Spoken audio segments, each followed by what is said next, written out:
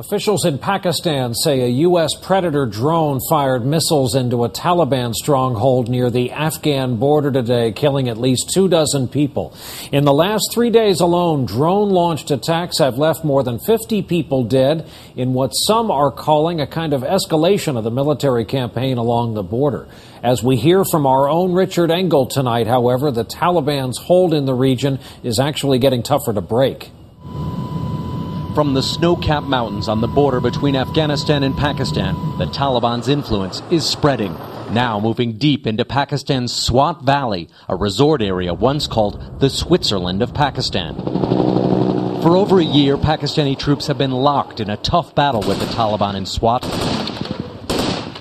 Tens of thousands have fled as the Taliban burned 200 schools for girls, banned music, and beheaded barbers for shaving beards. But today, the Pakistani government said it's ending its offensive in Swat and, in exchange for a ceasefire, agreed to impose Islamic law, a key Taliban demand. Islamic law will be implemented, and after this, peace will be restored, said a tribal leader. But from these growing safe havens in Pakistan, the Taliban is pushing further into Afghanistan. Last week in Kabul, Afghan officials say Taliban militants were on cell phones with their leaders in Pakistan just before they killed 20 people in Kabul. Pakistan helped Taliban to gain strength in capacity and then to threat Afghanistan. Kabul now feels under siege.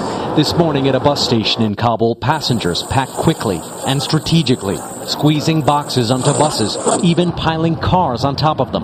Why? So they don't have to travel the increasingly lawless highways more than once. The government has very little control outside of Kabul.